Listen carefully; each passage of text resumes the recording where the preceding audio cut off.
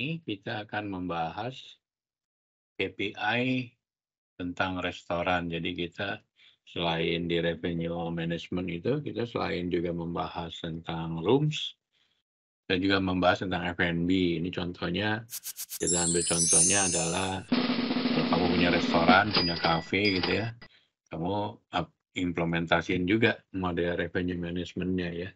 Jadi nanti kita bikin KPI-nya dulu. Nah, KPI-nya kurang lebih sama seperti kita waktu bikin KPI-nya di rooms ya. Jadi kalau restoran itu biasanya paling dominan ukurannya apa saja. Kalau rooms kan okupansi, HRR, RevPAR, terus penetration index, MPI dan sebagainya ya. Nah, kalau di restoran juga ada KPI-nya. Salah satunya kalau kita bikin restoran itu kira-kira balik modalnya berapa lama sih gitu kan ya. Jadi kalau bisnis restoran itu lumayan challenging gitu ya. Jadi kalau kamu lihat nih satu restoran atau kafe, kalau dia bisa melewati biasanya itu tahap introduction ke market itu 3 tahun ya.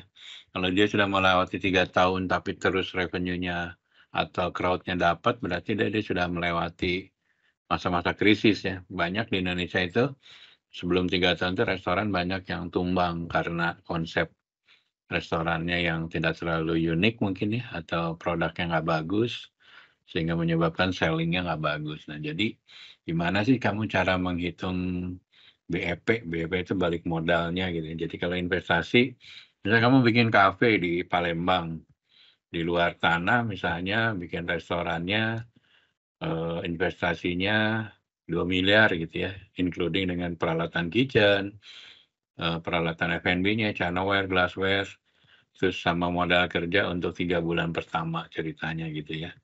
Nah, dari sini kan kita ketahuan tuh berapa sih biaya-biaya yang fixnya tadi, biaya gaji, biaya pengadaan apa sih tadi, pengadaan peralatannya dan sebagainya. Dan nanti kamu dibagi dengan kira-kira forecast kamu jualannya berapa nih restoran ini ya. Nanti dikurangin variable cost-nya, dibagi total sales, nanti kita ketahui pada break even point-nya di tahun keberapa, di bulan keberapa gitu ya. Nah, ini sangat juga harus hati-hati kalau kamu bikin restoran atau kafe, karena banyak orang yang bikin restoran itu nggak ada konsep awalnya. Jadi maksudnya konsepnya Japanese misalnya, tapi di tengah jalan Japanese-nya justru nggak terlalu laku, akhirnya ngeluarin menu baru yang di luar dari Japanese. Nah, kayak gitu-gitu juga nggak konsisten artinya ya.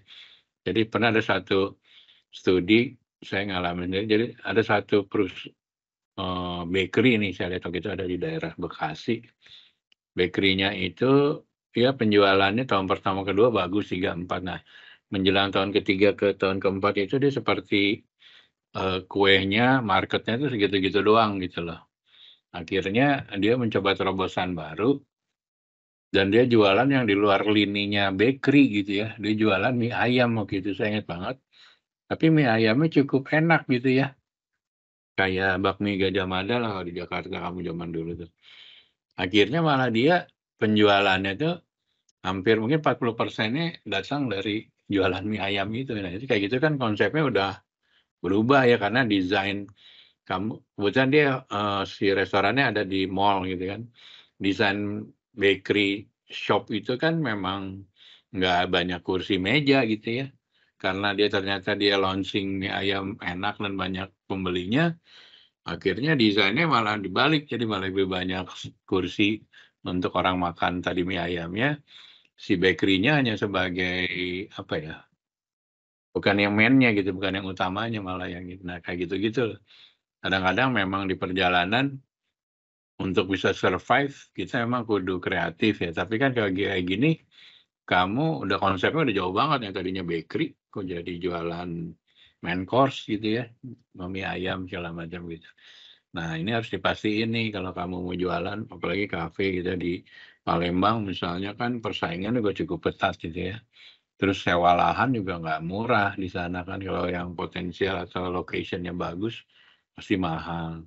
Terus kamu juga ada daya belinya, kira-kira daya beli anak Palembang masyarakat Palembang kelasnya misalnya kelas eksekutifnya berapa, mahasiswanya angkanya berapa, bisa kita jual gitu. Nah itu juga harus benar-benar kamu risetnya harus benar-benar dalam gitu, jangan sampai udah investasi mahal, kamu salah target pasar, produknya juga akhirnya nggak masuk gitu. Nah itu yang sering terjadi, banyak teman-teman kita tuh yang sebelum 3 tahun tuh udah gugur gitu, karena challenging ya kalau F&B ini harus benar-benar quality ya, karena kan beda sama rooms ya, kalau kita jualan rooms kan produknya begitu-begitu aja, siapin kamar yang penting bersih segala macam. Tapi kalau makanan kan banyak pengaruhnya, dari sisi harganya, presentasinya, terus yang masak juga orangnya beda-beda, rasanya beda-beda.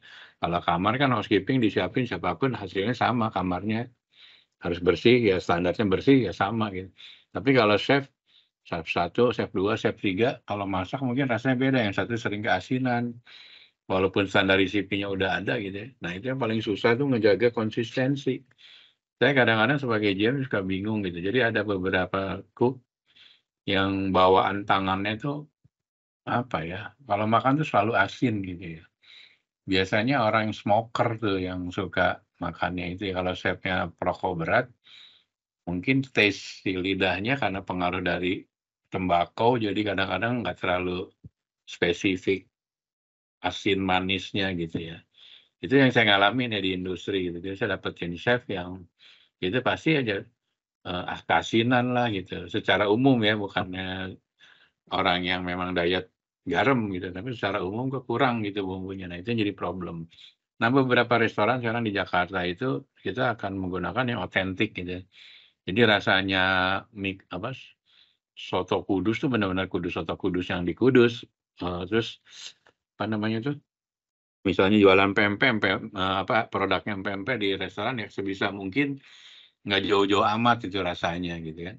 Nah itu kan yang susah ya, nyari chef yang bisa kemampuan makanan lokal kan, katanya kita chef itu kan eh, satu shift mungkin ada 3 orang. Terus besoknya ganti 3 orang lagi, atau shift keduanya shift keduanya 3 orang lagi. Satu orang sama satu orang pasti spesialisasinya beda-beda. Ada yang Chinese, ada yang Western gitu kan. Tapi pas lagi dia shift-nya dia bekerja, misalnya kebanyakan background-nya Chinese chef gitu ya. Ternyata banyak yang makannya Western gitu ya. Kalau Chinese sih biasanya kan dia kuat di bumbu ya, masih aman lah gitu ya. Kalau kebalikannya, biasa di Western yang bumbunya nggak terlalu strong kayak Chinese, terus ada permintaan menunya menu Chinese food. Nah gitu ya, kan tamu nggak mau tahu mau background-nya orang Chinese chef kek atau Western chef kek, apa yang ada di menu ya harus sesuai presentasi, rasa dan sebagainya. Itu yang jadi PR ya bagi semua GM, FB managers, termasuk chef juga gitu. Kadang-kadang jadi chef itu kalau ngerekrut dia akan kombinasi ya dalam satu timnya. Kalau memang kayak kita restorannya coffee shop gitu ya, dia harus semuanya jangan satu spesialisasi. Ada Asian-nya, ada Western-nya juga gitu, anak-anak kemampuannya. Jangan kebanyakan Asian juga, mungkin ada Western-nya. Tapi tergantung produk segmen juga sih. Kalau segmen kamu marketnya emang banyak lokal, ya udah banyakin yang Asian aja gitu. Adapun Western menunya tertentu doang gitu, mungkin steak dan sebagainya. Itu ya. Belum saya lanjut, ada yang mau nanya nggak dari sisi sales? Oke, kalau nggak ada saya lanjut ya. Jadi sama seperti rooms di restoran juga kita memperhatikan yang namanya historical sales. Makanya dibutuhkan suatu algoritma data sistem kamu yang kuat gitu ya. Jadi kalau restoran kamu udah kan ada kayak beberapa mungkin family restoran lah, mungkin di Palembang juga ada, terutama Chinese restoran gitu ya, atau di Jakarta, di kota-kota besar, itu sampai generasi kedua, generasi ketiga dia bisa sustain gitu, dia bisa tetap bertahan gitu. Karena memang dia punya resipi, mungkin family recipe yang nggak bisa di-copy ke yang lain gitu, itu yang bagus kan. Nah, seperti kasusnya bakmi Gajah Mada, kita ambil studi kasus itu. Dulu Gajah Mada kan mulai dari usaha kecil di Jakarta, di Jalan Gajah Mada gitu ya. Nah, berapa tahun sukses, dia nggak mau buka franchise tuh waktu itu, karena dia mikir kalau bagi bisnis Chinese waktu dia di franchise dia khawatir resepinya diambil orang lah gitu kan ya. Nah biasanya kalau restoran-restoran gede yang udah gitu, dia kan punya central kitchen tuh. Central kitchen dia punya resipinya yang dikeluarin dari si central kitchen. Jadi waktu mau Gajah misalnya bakmi Gajah Mada buka di Palembang, semua bumbu-bumbunya itu udah disiapin misalnya di Jakarta gitu, dipackingin. Jadi rasanya akan lebih standar gitu ya, dan nggak akan ketahuan nanti sama kompetitornya apa sih formulanya atau resipinya apa aja. Supaya rasanya standar dan tidak di-copy orang gitu ya. Nah, biasanya kita menggunakan yang namanya satellite kitchen. Di satellite kitchen itu nanti disiapin semua bumbu-bumbu, resipinya, stok menunya tuh di satu kitchen dan dikirim ke unit-unit. Cuman problemnya terjadi freight cost ya, biaya ininya, tapi rasnya, taste-nya lebih terjaga tuh. Jadi mau kayak McDonald di seluruh dunia rasanya sama gitu ya. Atau nasi padangnya sederhana lah gitu. Warung makan nasi padang sederhana di mana-mana kurang lebih sama. Nah, itu dengan bakmi Gajah Mada juga sama. Nah, untuk itu biasanya kita harus jaga resipinya tuh. Kalau enggak biasanya persaingan bisnis nggak sehat gitu ya. Nah, udah historical sales, dari historical sales kamu bisa lihat loh ternyata si bakmi Gajah Mada itu kan penjualannya sebulan dulu tuh misalnya sehari aja bisa mungkin 10 juta gitu misalnya, sebulan bisa nyampe ratusan juta. Terus dari data itu ternyata banyak tamu-tamunya di luar dari Jakarta juga dan banyak yang menanyakan, "Kok kenapa nggak buka di kota-kota besar?" Nah, akhirnya si pemilik bakmi Gajah Mada itu mikir gimana kalau dia franchise-in gitu ya. Nah, nge-franchise itu juga harus hati-hati, banyak franchise yang gagal ya. Kamu pernah dengar yang namanya warung Abnormal kan ya? Abnormal ada nggak di Palembang? Ada ya? Jadi Ada warung Pak, kemarin di Radial. Ya, jadi warung Abnormal itu sebenarnya itu konsep studinya dari studi kasus mahasiswa sekolah bisnis manajemen ITB. Jadi ceritanya kalau itu kan kamu suka dikasih tugas akhir gitu ya. Nah, itu tugas akhirnya salah satunya bikin bikin konsep restoran yang namanya Abnormal. Jadi Abnormal itu kalau nggak salah saya baca itu dari teman-teman itu, dulu tuh di Bandung ada juga sama warung Indomie gitu ya, yang di Jalan Dago. Dago itu pusatnya Bandung. Jualannya Indomie doang, tapi isinya ada apa sih namanya, kejunya nyampe berlimpah segala macem gitu ya. Tapi tempatnya tenda gitu, di pinggir jalan kaki lima. Nah, si anak-anak ITB ini bikin gimana kalau kita bikin itu menjadi fine dining lah gitu ya. Tapi makanannya makanan-makanan yang happening di jalan gitu, kayak Indomie, Milo, dan sebagainya. Harga relatif slightly lebih tinggi gitu ya. Nah, waktu itu bagus tuh penjualannya. Nah, cuman di sini karena mungkin masih anak-anak muda kali ya, jadi agak mungkin tanda kutip greedy ya, serakah. Jadi dia tiba-tiba dapat yang minta franchise banyak gitu se-Indonesia itu. Nah, dia modelnya konsepnya apa sih namanya itu dari atas yang menentukan ke bawah gitu. Jadi ceritanya Abnormal yang di Aceh, abnormal yang di Jogja gitu ya. Di Aceh itu mengeluarkan menu misalnya teh gayo gitu ya. Teh gayo itu dipikirnya kan lokalnya Aceh gitu masuk gitu kan. Sama dia diseragamin semuanya, jadi semua abnormal ada teh gayo ya, marketnya di Bandung mungkin atau market di Jogja, di Surabaya nggak begitu doyan yang namanya teh gayo gitu ya. Akhirnya dia buat keputusan tapi di Aceh laku gitu kan. Nah, maksud saya harusnya dia per region menu ada yang beda nggak apa-apa gitu loh, dipertahankan itu daripada diseragamin, belum tentu marketnya masuk ke semua gitu. Padahal untuk biaya franchise itu sangat mahal, itu 2 miliar gitu. Untuk pemain baru punya branding abnormal dikasih 2 miliar, mahal banget saat itu gitu kan. Dan apa yang terjadi sekarang dia nggak sustain ya, karena ternyata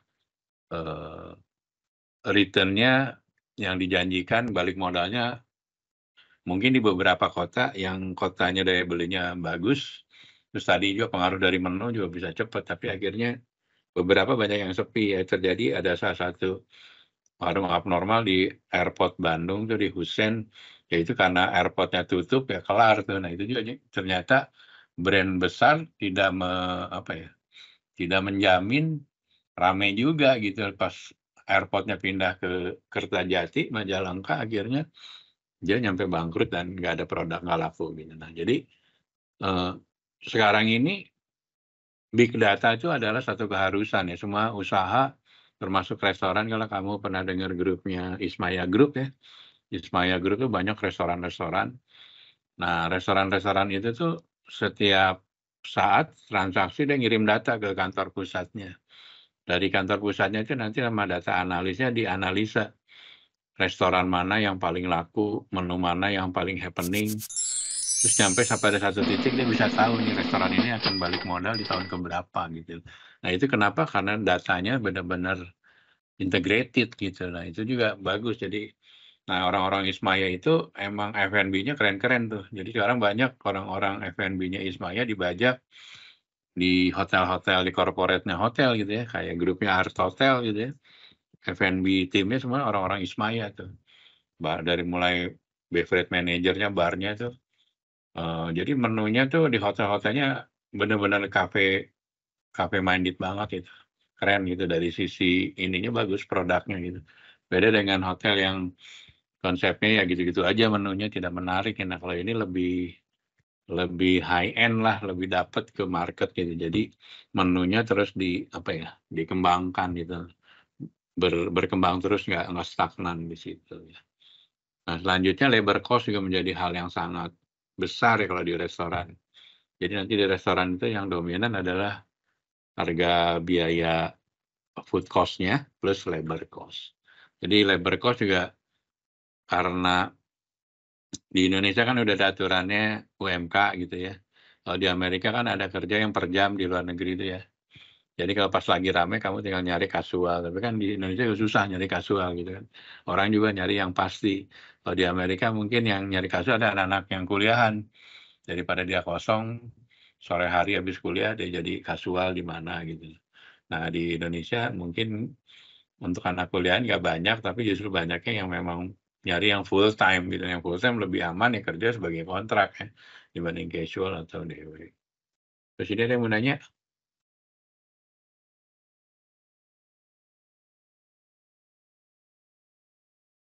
Nggak ada, saya lanjut. Belum ada, Pak. Belum. Nah, ini yang food cost ya. Nah, food cost yang saya sampaikan, jadi food cost itu kan biaya yang terbesar di dalam restoran ya. Selain gaji tadi, gaji karyawan. Nah, ini kadang-kadang kalau chef yang bagus dia akan nyari menu yang memang menunya update, maksudnya kekinian, atau yang long lasting, terus yang dia punya kelebihan, diferensiasinya jelas, rasanya terjaga gitu. Nah, untuk bisa rasanya terus bagus kan memang produknya kudu mau nggak mau, bahan-bahannya kudu yang bagus dong gitu ya, supaya taste-nya tetap stabil gitu ya. Nah, beberapa kota kalau yang transportasinya lancar sih aman gitu ya. Tapi kalau memang ada satu daerah yang pesawatnya kadang ada kadang enggak gitu, terus harganya naik terus gitu, bukan turun terus, naik terus, ini jadi pengaruh gitu. Jadi kadang-kadang kalau kita mau buka franchise, kira-kira distribusi barangnya kayak tadi kan kamu mau buka bakmi Gajah Mada lah misal franchise, itu kan materialnya datang dari Jakarta Palembang, selama ini aman nggak gitu untuk transportasinya, untuk ekspedisinya, barang-barang dikirimnya gitu. Nah, itu jadi perhatian juga, concern. Kalau kamu mau bikin konsep restoran, kira-kira restoran apa yang cocok dalam arti marketnya dapat, investasinya kamu bisa balik gitu ya, atau udah balik bisa untung gitu kan. Kadang-kadang kita bikin restoran nggak usah nyari untung, bisa balik modal aja udah susah ampun, udah susah banget gitu. Karena memang kompetisi juga, terus ditambah kan pengaruh politik bisa mempengaruhi daya beli kan, terus kondisi ekonomi segala macam gitu ya. Jadi ya food cost ada satu hal yang juga terpenting ya di dalam, dua terpenting, food cost atau cost of food, cost of sale plus labor ya untuk di restorannya. Kita lanjut. Nah, ini tadi yang prime cost yang saya sampaikan ya. Prime cost-nya itu adalah labor sama dengan cost of goods sold atau food cost atau beverage cost. Pokoknya yang cost-cost-nya semua masuk ke sini. Ini yang paling utama ya. Kalau promotion biasanya sekitar 6% lah ya, atau sampai 10% lah. Apalagi kalau kamu di digital kan ada beberapa juga media yang free ya, jadi bisa kamu tekan.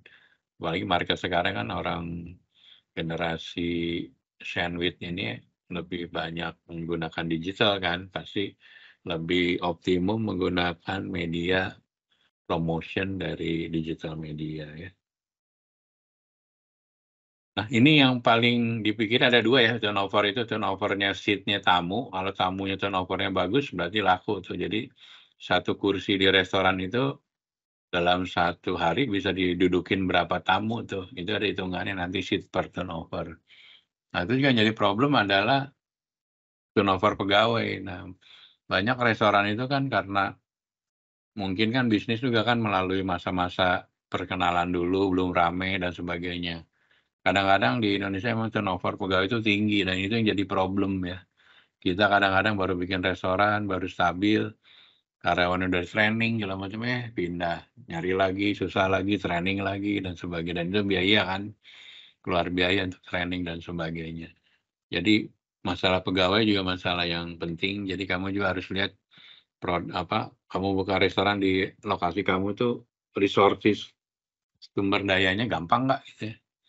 Kalau gampang aman gitu ya, tapi kalau susah itu kamu harus misalnya kayak dulu di Papua bikin restoran itu, banyakan si waiter, chef, segala macamnya kan bukan dari orang Papua, tapi ngambil dari Makassar, dari Jawa gitu kan. Which is kita harus nyiapin dormitory dan sebagainya gitu ya. Nah, ini harus dipikirin juga yang namanya turnover dari labor. Selanjutnya, ini tadi server benchmark atau rata-rata berapa sih tamu yang konsum di restoran kita, kursinya itu seat turnover-nya berapa banyak gitu ya. Dari situ bisa kelihatan ini restoran rame atau nggak rame, terus produk-produk apa aja menu yang harus kita review ya. Nggak semua menu laku, nggak semua menu juga populer gitu ya. Jadi kita harus nggak boleh statis gitu ya. Menu itu harus berkembang. Cari juga chef yang memang kreativitasnya tinggi ya. Biasanya kalau chef yang malas ya menunya bisa bertahun-tahun itu aja nggak berubah. Jadi tamu juga bosen gitu. Atau ganti chef biasanya rasanya beda. Pernah nggak kamu ngerasain, kamu biasanya bisa suka favorit di restoran ini. Pasti kalau kamu udah makannya lama di situ terus ganti chef, biasanya rasanya suka rada-rada beda gitu. Pasti kamu nanya, ini perubahannya apa? Umumnya gitu ya. Saya ngalamin beberapa kali, kok rasanya beda ya nggak kayak yang dulu. Oh, udah ganti Pak chefnya, menunya. Oh, karena masing-masing chef kan saya bilang ya, kita masing-masing orang kan ada lebih ada kurang ya. Jadi nggak semua orang punya tangannya, cara meracik makanannya sama gitu. Walaupun dia even top Iron Chef kek atau siapa gitu ya. Apa namanya itu beda-beda gitu ya. Makanya kan ada, kalau kita lomba chef itu ada lomba Chinese chef, ada Western, dibeda-bedain gitu. Karena nggak semua orang bisa semua makanan dalam expertise-nya ya. Pasti satu orang expertise-nya ini gitu. Nggak mungkin dia jago di semua ini gitu. Jago di semua jenis makanan fusion gitu ya. Nah, yang terakhir sama seperti ini, seperti di rooms, bahwa kita harus melakukan review juga. Walaupun restoran kan pasti ada komen-komen tuh ya di restoran kita. Kalau di IG kan, kalau kita bikin ini atau orang lagi makan, pasti kan foto dulu. Makanya kalau bisa memang desainnya harus Instagramable ya. Jadi ada spot-spot yang bisa ngebantu kita untuk customer juga melakukan membantu mempromot kita punya resto, mulai dari ambience-nya, produknya dan sebagainya. Dan itu sangat efektif ya. Kadang-kadang kita harus juga hire influencer ya, terutama influencer yang sesuai dengan konteksnya. Kalau misalnya konteks kamu restoran, ya kamu cari misalnya influencer yang memang jago makan, misalnya kayak Pak Bondan dulu itu kan sering dipakai di restoran ini gitu kan, atau si Chef Juna nyoba dimakan mana itu biasanya menambahin juga ada lah poin ini. Orang pasti kan pengen tahu, oh yang udah dicobain sama Pak Bondan ini katanya enak, orang pasti kita akan coba gitu ya. Karena kita kan sama pengen nyoba gitu ya. Nah, jadi review dan influencer mempengaruhi juga kita punya keberadaan dari usaha kita, restoran kita ya. Jadi sekarang udah benar-benar kita harus, malah beberapa restoran besar dia punya divisi digital media sendiri gitu. Jadi dia nyiapin, bikin kalender event, dia bikin konten, setiap hari itu harus ada kontennya, jam berapa, isinya apa, jam segini sampai segini, tentang apa gitu. Itu udah ada apa ya, udah ada kalendernya. Jadi ada kebiasaan orang membuka IG misalnya di jam perjalanan kereta atau dalam perjalanan dia kerja, di waktu senggangnya atau di fase sudah break lunch gitu. Nah, itu adalah golden time untuk kita melakukan misalnya bikin reels atau bikin story menceritain tentang usaha kita, restoran kita gitu ya. Oke, sampai sini ada yang mau nanya nggak? Ini sesi terakhir, slide terakhir. Ada yang mau nanya tentang KPI restoran? Yuk, silakan. Yuk. Mungkin agak keluar sedikit dari topik KPI restoran, Pak. Cuman Evan masih penasaran tentang ini, Pak, terkait salary, Pak, terkait gaji. Untuk kan fokus misal kasusnya ini, Pak, seorang FB attendant sama front desk attendant kan fokus kerjanya tuh berbeda, Pak. Yang satu di restoran, yang satu di resepsionis gitu, Pak. Nah, untuk pembagian gaji itu terkait gaji dan servis itu, apakah pendapatan mereka itu hanya fokus di area kerjaan mereka atau akumulasi dari semua, Pak? Misal contoh waiters itu gajinya adalah akumulasi dari restoran dan penjualan kamar gitu, atau hanya servis dan restoran gitu, Pak? Terima kasih. Oke. Jadi waktu kamu bikin skala penggajian nih ya, bagus Revananya. Jadi kan kalau skala penggajian tuh nanti di gajinya front desk sama waiter harusnya gimana, sama enggak atau beda enggak gitu ya, atau room boy sama bellboy gitu sama enggak gitu kan. Nah, yang benar itu waktu kita bikin salary grid, namanya salary grid gitu ya, layering salary, dimulai dari level terendah masing-masing dulu gitu. Misalnya di Evo paling bawahnya bellboy, kalau di housekeeping paling rendahnya misalnya dari skala ini ya, skala pekerjaannya, maksudnya penggajiannya nih, misalnya area attendant public area misalnya gitu ya. Nah, dari masing-masing itu job spesifikasinya apa nih gitu. Oh, ternyata kalau front desk dia harus mempunyai kelebihan lain dari sisi bahasanya, terus minimal D3 gitu. Maka grade-nya si Evo di atas dari, walaupun yang paling rendahnya bellboy, misalnya di atasnya si public area gitu kan ya. Nah, itu dulu dibikin ininya dulu, job spesifikasinya. Nah, job spec-nya itu mengikuti dari job qualification-nya. Untuk menjadi seorang front desk dibutuhkan minimal misalnya D3 gitu ya, bisa berbahasa asing selain Inggris, mungkin bahasa lain. Kalau di Bali biasanya harus punya additional bahasa lain gitu ya. Terus misalnya sama-sama fresh graduate gitu, oke, kamu masuk di misalnya scale-nya ada rank, kalau paling bawah itu namanya rank file ya, ada RF1, RF2, RF3. Misalnya RF3 paling rendah, misalnya RF3-nya public area gitu. Terus si front desk atau si di atasnya itu misalnya kalau di departemen lain ada stewarding di misalnya di RF2 gitu, beda-beda hotel ini. Nah, si front desk-nya di RF3, rank file 3. Nah, masing rank file itu dibedain ininya itu gajinya. Harus ada gap-nya, harus ada bedanya. Misalnya rank file sekarang di Palembang berapa sih UMK? 3 juta, 4 juta. Sekian, Pak. Iya, Pak. Ya katakanlah misalnya di Palembang sekarang UMK 4 juta ya. Berarti yang paling rendah paling rendah itu misalnya steward sama public area gitu. Dia di angka 4 juta, RF3, rank file 3. Nah, rank file 2-nya dikasih selisih, dikasih gap, dibedain. Jadi 4 juta tambahin misalnya jadi 4 juta 100 gitu ya. Nah, 4 juta 100 itu rank file 2 itu apa aja di departemen accounting, misalnya store masuk RF2. Kalau di departemen engineering misalnya anak engineering oh ternyata engineering punya spesifikasi nih, karena dia harus punya skill, bisa ngerti sipil, ngerti market apa sih, mechanical, electrical. Dia nggak mungkin di ranking level 2 tapi ranking level 3 gitu. Nah biasanya udah ada ini, kalau kamu di hotel brand sih udah ada ininya, udah ada kategorinya. Mana masuk rank level 1, rank level 2, rank level 3. Nah si gap-nya itu harus tetap dipertahankan. Tahun depan kan naik nih, naik semua, tapi waktu naik kan ada parameternya 2 nih ya. Naik karena kenaikan gaji secara berkala, dan naik kedua karena KPI kamu.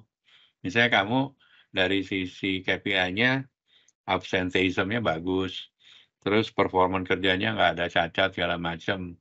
Nanti di KPI dinilai sama si FOM sebagai front desk. Kita misalnya ngasih nilainya, misal skor tertinggi 10.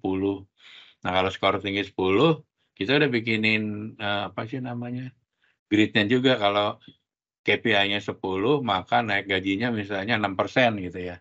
Tapi kalau KPI-nya di bawah 10, misalnya 5, naiknya 3%. Nah, di tahun kedua pasti akan terjadi banyak variasi-variasi, karena kamu yang tadinya sama-sama front desk, gaji di tahun pertama sama.